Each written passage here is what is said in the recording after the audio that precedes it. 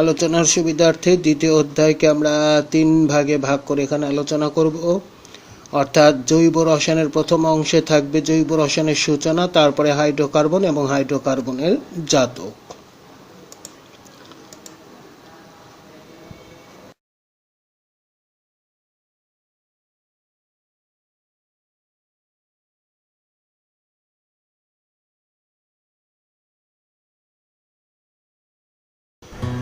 এখন আমরা দেখব এই কয়েকটি যৌগের মধ্যে কোনটি হাইড্রোকার্বন এবং কোনটি হাইড্রোকার্বন নয়। শিক্ষার্থীদেরকে বলবো, আমি বলবার আগেই তোমরা একটু চিন্তা করে দেখো যে কোনটি হাইড্রোকার্বন এবং কোনটি হাইড্রোকার্বন। আমরা প্রথমটিতে দেখছি এই যৌগটি কি হাইড্রোকার্বন? হ্যাঁ, এই যৌগটি হাইড্রোকার্বন। এখন মিথাইল অ্যালকোহল, এটি কি হাইড্রোকার্বন? না, এটি আসলে হাইড্রোকার্বন নয়। মিথাইল ব্রোমাইড, এটি কি হাইড্রোকার্বন? না, এটিও হাইড্রোকার্বন নয়। এখানে টলুইন দেখতে পাচ্ছি, টলুইনটা কি হাইড্রোকার্বন? হ্যাঁ, টলুইন হাইড্রোকার্বন। তাহলে এখান থেকে আমরা দেখতে পাচ্ছি যে দুইটি যৌগ কিন্তু হাইড্রোকার্বন নয়। এখন প্রশ্ন হচ্ছে কেন এই দুইটি যৌগ হাইড্রোকার্বন হচ্ছে না? আসলে হাইড্রোকার্বন হতে গেলে শুধুমাত্র কার্বন এবং হাইড্রোজেন হতে হয়। এখানে যেহেতু অক্সিজেন আছে কাজেই সে হাইড্রোকার্বন নয়, আর এখানে যেহেতু ব্রোমিন আছে কাজে এটি হাইড্রোকার্বন নয়। তাহলে আমরা হাইড্রোকার্বন আসলে কাকে বলছি? শুধুমাত্র কার্বন, এই শুধুমাত্র কথাটা কিন্তু আসলে গুরুত্বপূর্ণ। হাইড্রোকার্বন বলবার সময় শুধুমাত্র কার্বন ও হাইড্রোজেন দ্বারা গঠিত যৌগকে আমরা বলছি হাইড্রোকার্বন। এখন জৈব যৌগ কাকে বলে? হাইড্রোকার্বন ও হাইড্রোকার্বনের জাতক সমূহকে জৈব যৌগ বলে। এই জাতক সমূহ বলতে ডেরিভেটিভস বলা হচ্ছে, ডেরিভেটিভস। জৈব যৌগ ও অজৈব যৌগের মধ্যে পার্থক্য। সাধারণত জৈব যৌগের মধ্যে, সাধারণত না আসলে জৈব যৌগের মধ্যে কার্বন থাকাটা বাধ্যতামূলক এবং এর সাথে অক্সিজেন থাকতে পারে, নাইট্রোজেন থাকতে পারে, সালফার এবং ফসফরাস থাকতে পারে। অজৈব যৌগের মধ্যে কার্বন থাকাটা বাধ্যতামূলক না, বা এই বিষয়গুলো এরকম নয়। একটা উদাহরণ দিলে আসলে বুঝতে সুবিধা হবে, যেরকম মিথেন, ইথেন, মিথাইল অ্যালকোহল এগুলো জৈব যৌগ, sulphuric acid, nitric acid, hydrochloric acid এগুলো হচ্ছে অজৈব যৌগ। গলনাঙ্ক, সাধারণত জৈব যৌগের গলনাঙ্ক এবং স্ফুটনাঙ্ক খুব কম হয় এবং অজৈব যৌগের গলনাঙ্ক এবং স্ফুটনাঙ্ক বেশি হয়। এটি সাধারণত, এর ব্যতিক্রমও রয়েছে। এই ছবি থেকে আমরা আসলে কি বুঝতে পারবো সেটি একটু, ছবিটা অ্যানিমেশনটা একটু দেখে নেই। এখানে আমরা দেখতে পাচ্ছি যে তাপ দেওয়া হলো, এখানে কিন্তু কোনো অবশেষ নেই আর এখানে কিন্তু অবশেষ আছে। তো বিষয়টি আমরা আরো একবার দেখি। এখানে দেখা যাচ্ছে তাপ দেওয়া হচ্ছে এবং এখানে অবশেষ নেই এবং এখানে অবশেষ আছে। তার মানে এটি হচ্ছে জৈব যৌগ আর এটি অজৈব যৌগ। কারণ জৈব যৌগকে যখন দহন করা হয় তখন কিন্তু কোনো অবশেষ থাকে না, আর অজৈব যৌগে দহন করলে কিন্তু কখনো কখনো থাকে বা থেকে যায়।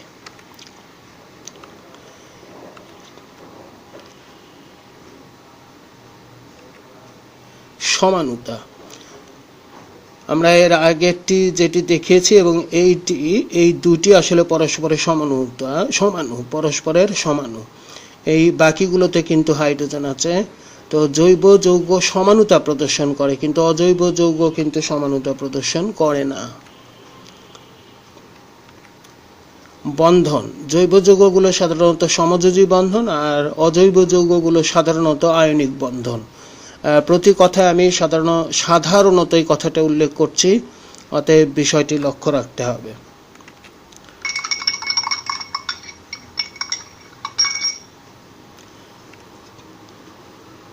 দ্রাব্যতা, জৈব যৌগগুলো জৈব দ্রাবকে দ্রবীভূত হয়। জৈব যৌগগুলো জৈব দ্রাবকে দ্রবীভূত হয় সাধারণত, আর অজৈব যৌগগুলো অজৈব দ্রাবকে দ্রবীভূত হয়। আসলে প্রকৃত কথাটা হচ্ছে পোলার অণু পোলার দ্রাবকে দ্রবীভূত হয়, আর নন পোলার অণু নন পোলার দ্রাবকে দ্রবীভূত হয়।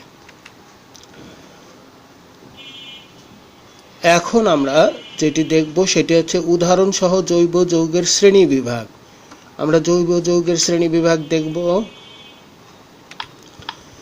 জৈব যৌগকে দুভাগে ভাগ করা যায়, মুক্ত শিকল যৌগ, বদ্ধ শিকল যৌগ।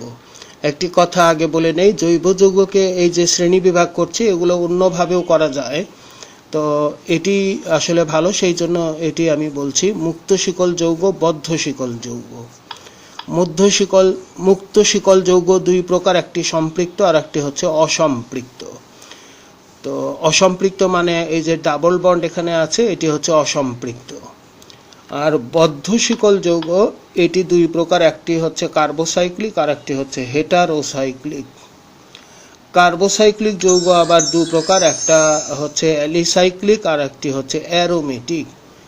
এই কার্বোসাইক্লিক, সাইক্লিক মানে আসলে চক্র, কার্বন দ্বারা যে চক্র সেটা হচ্ছে কার্বোসাইক্লিক। এই কার্বোসাইক্লিকের একটি অংশ অ্যারোমেটিক আর একটি হচ্ছে অ্যালিসাইক্লিক। এখন অ্যালিসাইক্লিক কোনটি বা অ্যারোমেটিক কোনটি এটি আমরা পরবর্তীতে যখন পড়াবো যে অ্যারোমেটিক যৌগের বৈশিষ্ট্য কি, তখন আমরা বুঝতে পারবো যে অ্যারোমেটিক যৌগগুলো আসলে কি। আপাতত শুধু নামটা একটু জেনে রাখি যে কার্বোসাইক্লিকটা দুই প্রকার, একটা অ্যালিসাইক্লিক, একটি হচ্ছে অ্যারোমেটিক। আর হেটারোসাইক্লিক যৌগ এটি দুই প্রকার, এটার বাম পাশে শুধু হেটারো উল্লেখ করলেই হলো, হেটারো অ্যালিসাইক্লিক আর হেটারো অ্যারোমেটিক। হেটারো মানে একটি ভিন্ন অ্যাটম, বিষম পরমাণু ভিন্ন। এখানে এই চক্রের মধ্যে এটি কার্বন, কিন্তু এখানে কিন্তু কার্বন নেই, একটি অক্সিজেন এসে গেছে। অর্থাৎ চক্রের ভেতরে যখন আসবে তখন সেটি হবে হেটারো অ্যালিসাইক্লিক। আর যখন চক্রের ভেতরে সব কিছু মিলে এখানে কার্বন থাকবে, মানে চক্রের সবটাতেই যখন কার্বন থাকবে তখন সেটি হবে আসলে কার্বোসাইক্লিক। আর হেটারো অ্যারোমেটিক মানে অ্যারোমেটিক যৌগ হবে, তার মধ্যে আবার একটি ভিন্ন অ্যাটম থাকতে হবে। তাহলে আমরা এই বিষয়টি আর একবার একটু পেছনে গিয়ে দেখি।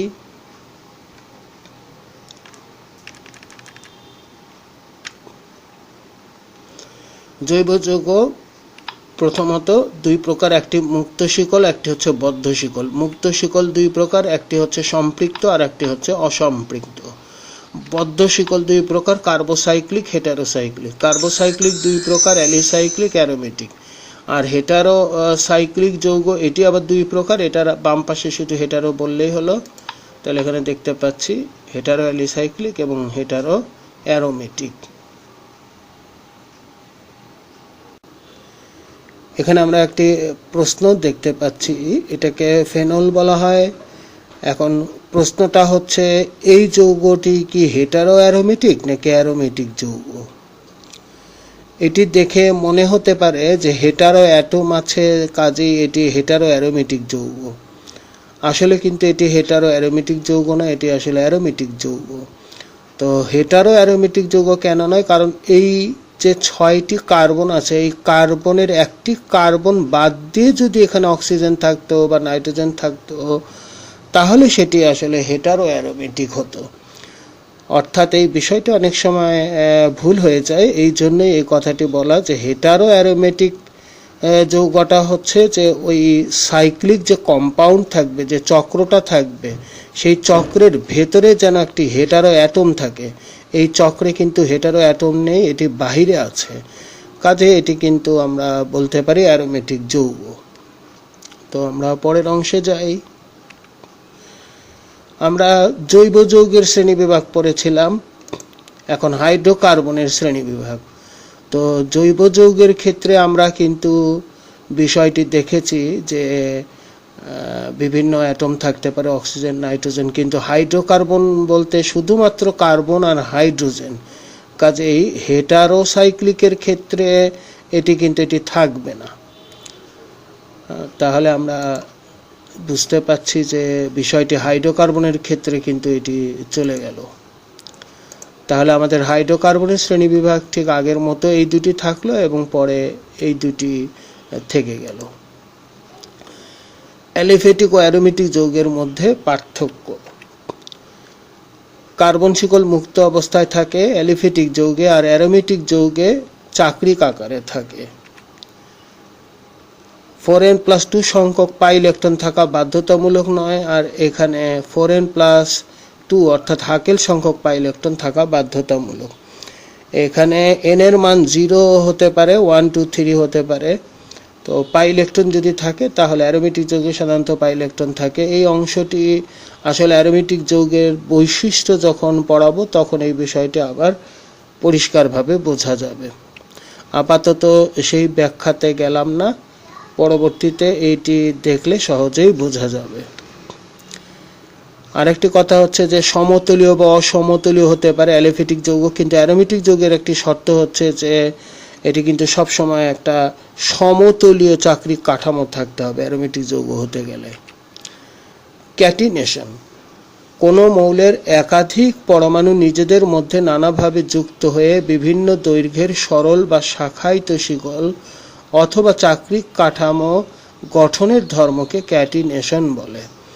যেরকম এখানে আমরা দেখতে পাচ্ছি কার্বনের ক্যাটিনেশন ধর্ম রয়েছে, অর্থাৎ কার্বনগুলো কিন্তু পাশাপাশি যুক্ত হচ্ছে, আবার এখানে শাখা হচ্ছে, এখানে চক্র হচ্ছে।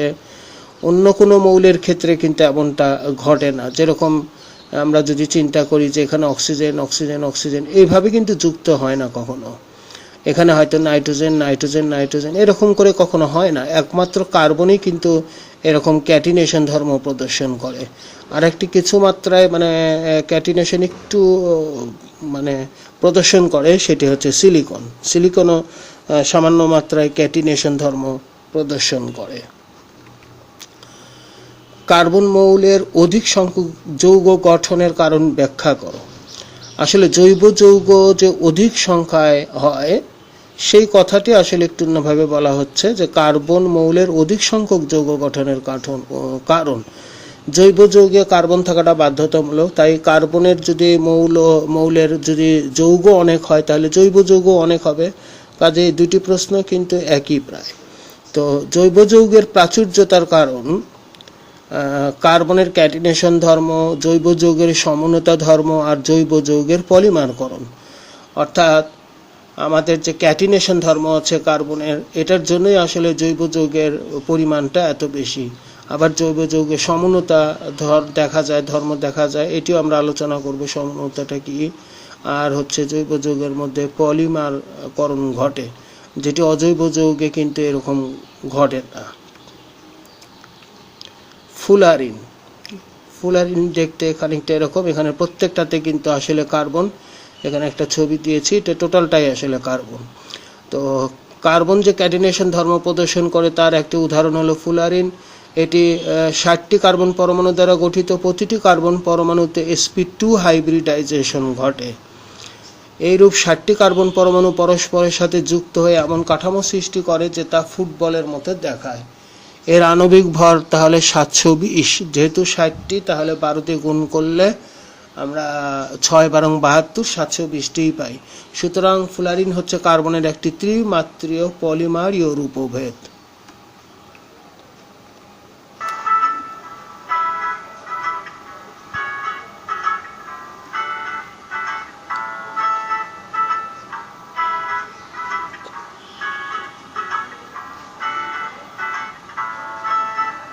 এটি হচ্ছে আসলে ফুলারিন এর 3D চিত্র এখানে দেখানো হলো।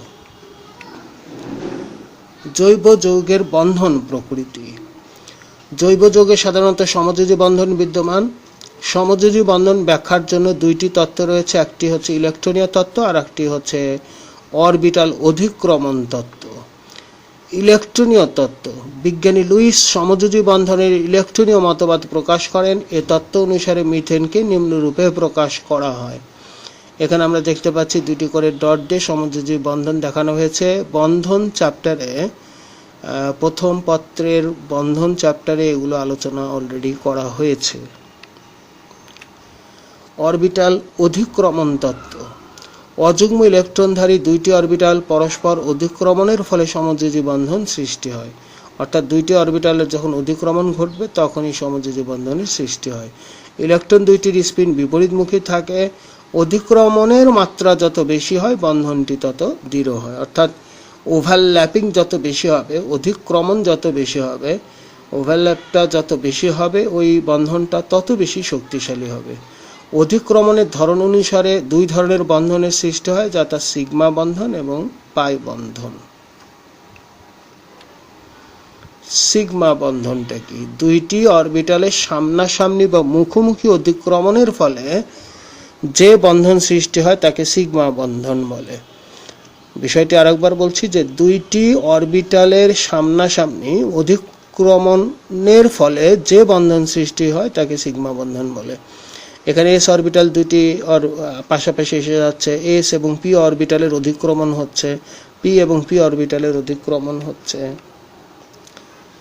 তো এই কথাটি বলার আগে এটা বলে নিলে আরো ভালো হয়। অণু গঠনের সময় দুইটি পরমাণুর একই অক্ষে অবস্থিত, দুইটি পরমাণুর একই অক্ষে অবস্থিত দুইটি অরবিটাল, অর্থাৎ দুইটি অরবিটাল যেন একই অক্ষে থাকে, কিন্তু মূল কথাটা আসলে একটাই। তো সিগমা বন্ধন কি? আমরা যদি খুব সহজ করে বলতে পারি, সামনাসামনি অধিক্রমণের ফলে যে বন্ধন গঠিত হয় সেটাই হচ্ছে সিগমা। আমি আরেকবার বলছি, বিষয়টি সহজ করে আমরা যদি মনে রাখি বা বলতে চাই, সিগমা বন্ধন কি? সামনাসামনি অধিক্রমণের ফলে যে বন্ধন গঠিত হয়, সামনাসামনি অধিক্রমণের ফলে। তো কার অধিক্রমণ? অরবিটালের অধিক্রমণ। কাজে এই কথাটি বলাটাই ভালো, দুইটি অরবিটালের সামনাসামনি অধিক্রমণের ফলে যে বন্ধন গঠিত হয় তাকে বলে সিগমা বন্ধন। পাই বন্ধন, দুইটি অরবিটালের পাশাপাশি অধিক্রমণের ফলে যে বন্ধনের সৃষ্টি হয় তাকে পাই বন্ধন বলে। এখানে আমরা দেখতে পাচ্ছি পাশাপাশি অধিক্রমণ হয়েছে, তাহলে এই কথাটা বলা দরকার। অণু গঠনের সময় দুইটি অরবিটালের একই অক্ষে অবস্থিত দুইটি অরবিটালের পাশাপাশি অধিক্রমণের ফলে যে বন্ধনের সৃষ্টি হয় তাকে পাই বন্ধন বলে। সিগমা বন্ধন এবং পাই বন্ধনের মধ্যে পার্থক্য: অরবিটালের মুখোমুখি অধিক্রমণে সিগমা বন্ধন গঠিত হয়, আর পাইটা হচ্ছে পাশাপাশি অধিক্রমণের ফলে। সিগমা বন্ধনে অধিক্রমণের মাত্রা বেশি হয় আর এখানে মাত্রাটা কম হয়, আর মাত্রা বেশি হলেই শক্তিশালী হয়, আর এখানে মাত্রা কম, তাই এটার চেয়ে একটু দুর্বল। পাই বন্ধন সিগমা বন্ধনের চেয়ে একটু দুর্বল হয়, অর্থাৎ পাই বন্ধনটা দুর্বল আর সিগমা বন্ধনটা শক্তিশালী, আর পাই বন্ধনটা হচ্ছে দুর্বল। সিগমা বন্ধন দিক নির্দেশ করে এবং পাই বন্ধন দিক নির্দেশ করে না। এটি অনেক ক্ষেত্রে বুঝতে একটু অসুবিধা হয়। আসলে বিষয়টি হচ্ছে যে সিগমা বন্ধন যেরকম মিথেন চতুস্তলকীয়ভাবে বিন্যস্ত থাকে, আবার আমরা যদি দেখি ইথিন অণুর গঠন আমরা এর আগে দেখেছি বা পরেও আবার দেখব। ইথিন অণুতে আগে কিন্তু সিগমা বন্ধন, ডাবল বন্ড যে থাকে তার সিগমা বন্ধনটা আগে হয়, আর পাই বন্ধন কিন্তু সিগমা বন্ধন হয়ে যাওয়ার পরে আসলে উপর দিয়ে তৈরি হয়। কাজে সে তো কোনো দিক নির্দেশ করে না, কারণ সিগমা আগে দিক নির্দেশ করে, তার উপর দিয়ে আসলে পাই বন্ধনটা হয়। এ কারণে আমরা বলছি যে সে কোনো দিক নির্দেশ করতে পারে না। সিগমা বন্ধনে হাইব্রিড অরবিটাল অংশগ্রহণ করতে পারে। আমরা যখন হাইব্রিডাইজেশন পড়াবো তখন দেখব যে হাইব্রিড অরবিটালগুলো সিগমা বন্ধন গঠনে হাইব্রিড অরবিটাল অংশগ্রহণ করতে পারে, অর্থাৎ হাইব্রিড অরবিটালগুলো সিগমা বন্ধন গঠন করে, কিন্তু হাইব্রিড অরবিটাল কিন্তু পাই বন্ধন গঠন করতে পারে না। এই যে হাইব্রিড অরবিটাল যে পাই বন্ধন গঠন করতে পারে না, এটি বুঝিয়ে দেওয়া হবে, তখন এই বিষয়টি অবশ্যই আরো পরিষ্কার হবে।